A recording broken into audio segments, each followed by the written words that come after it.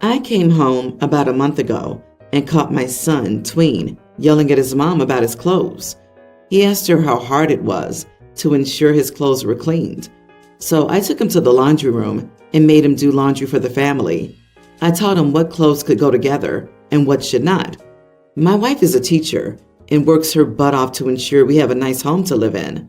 She tells me what she needs me to do, and I take care of it. Beyond my share of the housework, I mean. Well, my kid needs to be punished, and I thought of the best possible way to do it. I'm sending my wife to Mexico with her school friends over spring break. I'll work from home that week and watch the kids. It won't be difficult because I'm putting the older one in charge of the younger brother, younger tween. He'll do laundry, make breakfast and lunch for both of them, and keep the kitchen and dining room clean. He said it's unfair to make him work over spring break. I asked him if he thought it was a full-time job to do all that I was expecting of him. He said yes, it was a full-time job. I pointed out that his mother and I both have full-time jobs and still manage to do everything that he's whining about. He called my mom to see if he could stay there for spring break. She tried to tell me I was being cruel to her poor baby. I asked her what exactly she and my father would have done to me if I yelled at her for not doing my laundry. She said that it was a different time. I said he could stay with her if she was willing to tell him, in front of me, all the punishment I endured when living at home. She said he could not stay there. Am I the idiot for making my son care for himself and his brother for a week? Loving that last paragraph and sentence. That's telling as far as your mom goes. I bet some people are going to scream parentification, but 1 week as a punishment for how he's acting seems more than fair. You are not the idiot. I think it's a good plan. Just make sure going forward that both kids have regular chores. Everything sounds fair here, and your mom needs to stop being a hypocrite. Agree. Great job handling grandma, in addition to having him learn about the household tasks your wife typically handles. It would help if you also found out where he learned this behavior. Is he listening to idiots on the internet? How could he possibly think yelling at his mother about his laundry was something he could or should do? You have a deeper issue that you need to work on with your son. I also think that if your older son has been exposed to misogynistic attitudes, you should make sure your younger son doesn't pick up on it too. They both need to learn that women are partners, not maids, and that they need to pull their weight. 100% this. Where's the attitude coming from? Obviously not you or grandma. Have some conversations with your kid and try to find the root of this, because it's something he's picking up from someone or somewhere. If his kid was never taught how to do chores, it could be that OP and his wife coddled their children for too long. Revisiting their parenting plan might also be a good idea, so their kids can start to learn household responsibilities. I think it's clear both boys have been babied, if neither of them has ever made their own breakfast or lunch before. And you are the idiot for a reason I haven't seen addressed yet. What the heck has the younger son done to deserve this? When kids that age are put in charge of other kids, they get power mad. If they're angry, it's even worse. Your oldest can't take this out on your wife. She'll be away, or you. And guess who's left? And guess who you've put him in charge of? At this age, you can give them each a list of chores and have them each be responsible to you. It's not like your youngest is a toddler who will run out into the street if left unsupervised. I, 25 female, am a bridesmaid to the fiance, 30 female, of my older brother, 31. She and I aren't particularly close, but I don't dislike her, and I suspect that she asked me just because I'm my brother's sister. I, of course, agreed, and I was even fine with her putting me in whatever style she wanted, so long as it didn't involve me cutting or dyeing my hair. You know, any major changes. It's not my day. If that makes her happy, I can suck up an ugly dress and act like it's gorgeous. The issue, however, is that I'm a wheelchair user. I know that the wedding venue is fine for me as it's our local church, totally accessible, so all good. It's the venue being used for the reception that worries me. I asked her where the reception would be and if it was accessible for me and had an accessible bathroom, you know, just covering my bases. She didn't get back to me. I figured she was busy, so I left it a week or so before chasing her up again to re-ask. She told me she wasn't sure, so I asked where it was and she told me. I ended up looking up the building and my heart sank. It's an old building, not accessible at all for me, and no bathrooms I could feasibly use either. I told her this and she got very upset, saying my brother had told her that he'd cover the cost and that she should just pick whatever she loved, and that she loved this. She then suggested that we could just have someone carry me into the building, and my family or the other bridesmaids could help me use the bathroom when needed, which the very idea of that mortified me. I'm not about to agree to be carried in and need help to go to the bathroom. I ended up giving her two options. If she wanted me at the reception, she needed to pick somewhere that was accessible. If she didn't pick somewhere accessible, then I'd of course still be her bridesmaid at the wedding, but I'd have to skip the reception. She got upset at this, as she felt like everyone, especially my family, would notice my absence and question it, making her look bad. She then told me I was making this about me, which wasn't fair when it was her day. I won't lie. At this point, I was enraged. I wanted to tell my brother to let him sort this out, but I wasn't about to start crap between them over this. I pointed that out to her, that yes, it was her day, and I had no intention of making it about me. However, by marrying my brother, she was joining our family, and she needed to realize that she was not as sensitive as she thought she was, and suggesting that I be carried into the building and aided going to the bathroom was downright insulting. This led to a larger fight, and she told me if my brother didn't already know I was her bridesmaid, that she didn't want me to be it anymore. I called it quits at that point and told her she had my two options, and it was up to her what she wanted. Am I the idiot here? I don't feel like asking for the minimum accessibility is a lot. Still, maybe I'm too upset by the situation and her suggestions to see it clearly. Not the idiot, but I don't know why you wouldn't just tell your brother that you're sorry, but you won't be able to attend the reception because the location isn't accessible. Give him a chance. If I were him, I'd want to know if my fiance treated my disabled sister this way. Normal people consider their future in-laws. This one does not. It might enlighten your brother. I agree, and it doesn't sound like she wants to fix the situation. Given how far out in advance venues are booked, you may want to bring this up to your brother sooner rather than later. This is on her. You asked early, but she ignored you. She can have the venue she wants, and you're not stopping her, but she has no grounds to demand you attend a venue that doesn't accommodate you. My sister has been married to her husband, Nigel, for 21 years, and they've been together for about 23 years. Nigel was a widower of 3 years when he met my sister. His kids were younger, male and female, at the time of their meeting. Nigel's late wife's family was around a lot. My sister hated it. From the very early days, it was clear she was toxically jealous of Nigel's late wife and the kids' mom. She talked about how strange it was. The kids, who didn't remember her, had her photo in their bedrooms, and how her stepdaughter had a locket with a photo of her mom, dad, and brother in it. I remember back then asking how it was strange. Her mom was loved. Nigel and his late wife's family likely didn't want the kids not to know that their mom loved them. She said that was her job now. I told her it wasn't healthy to feel jealous and put out over a mom being remembered. Think of how she would feel if our mom died.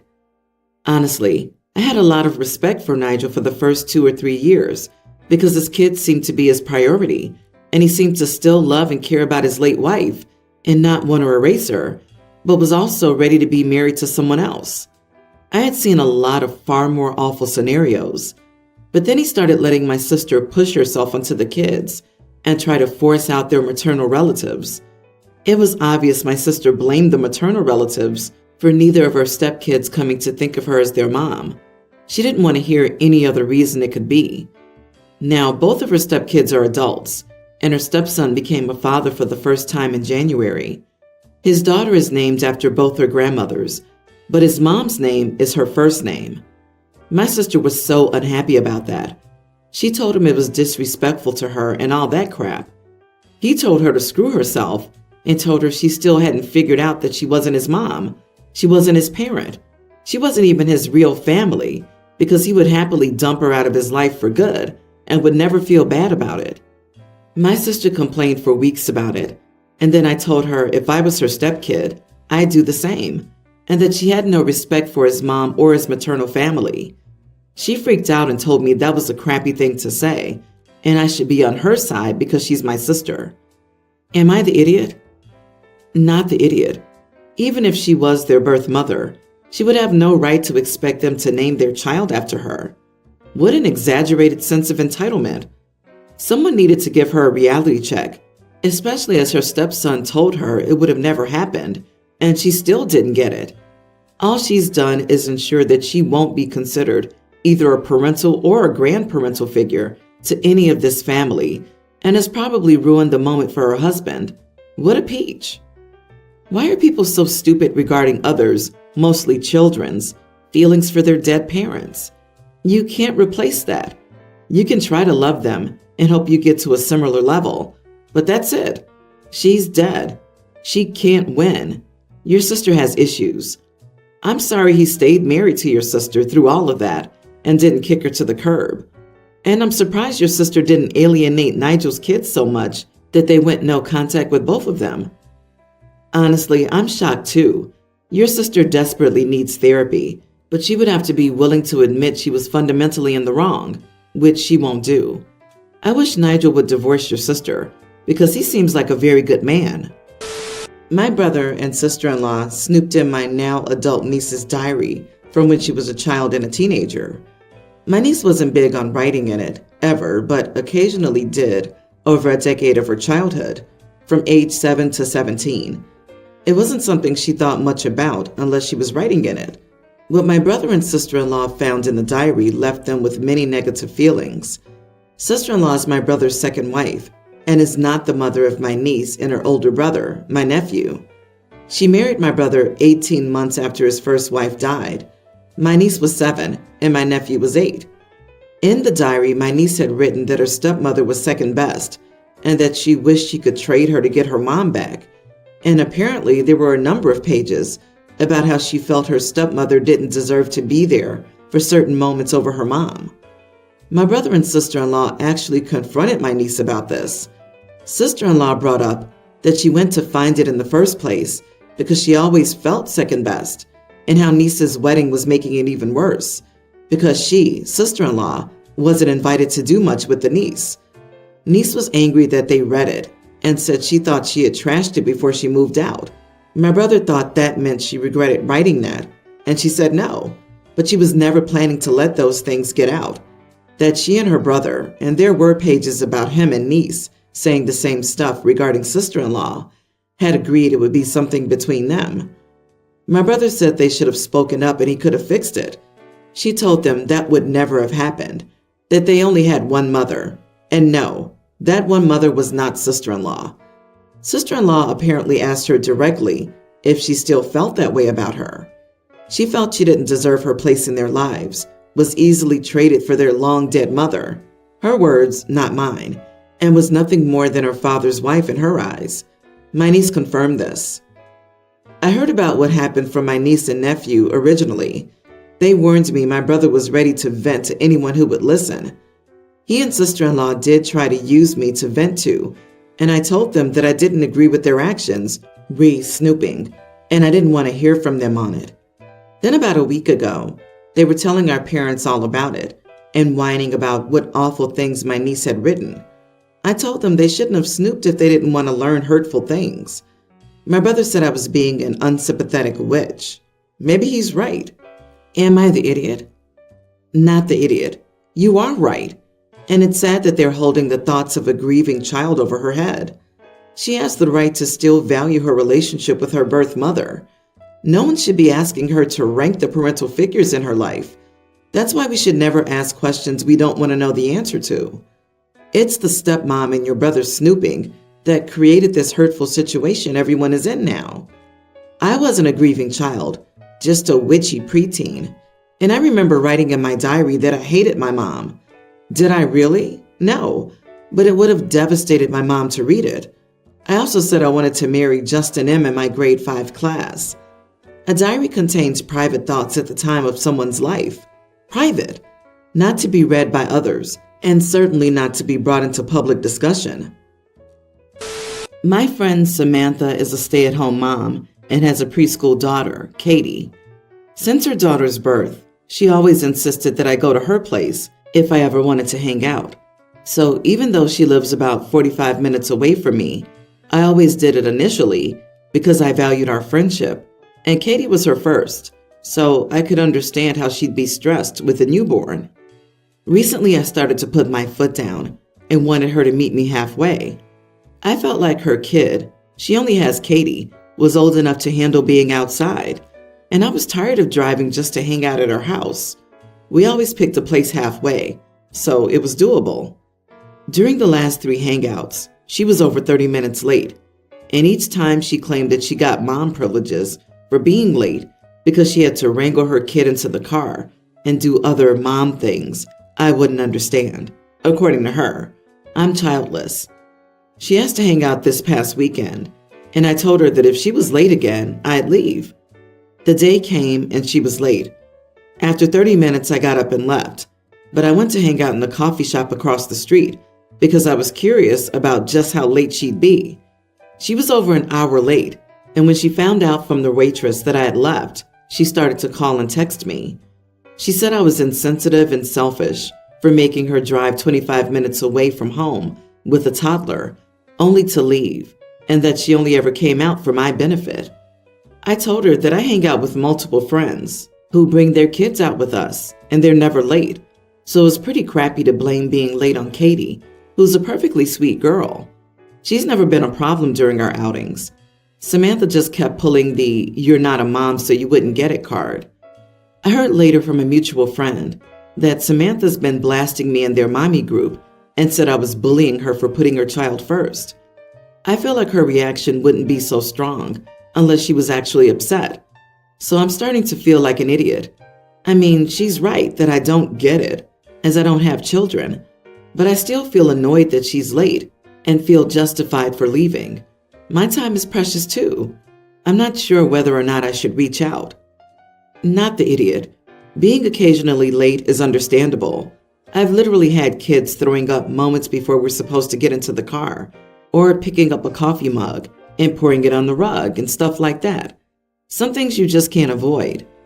Being consistently late just means she isn't planning well.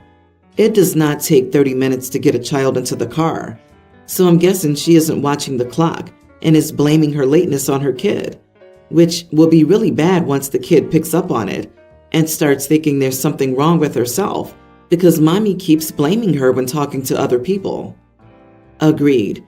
Even with an unforeseen catastrophe just before you leave, it's still courteous to drop your friend a message saying you had an unexpected thing happen. You're going to be late by approximately X minutes. It doesn't sound like OP's friend is even doing that. I'm a mother of 4. Guess what you can't use mom privileges for? School, doctor's appointments, dentist appointments, parties, flights. Guess what else you can't use mom privileges for? Being chronically late. I think you may need to put this friendship on hiatus for a while. It's possible that in a few years, she'll be able to act like a friend again, but right now she can't.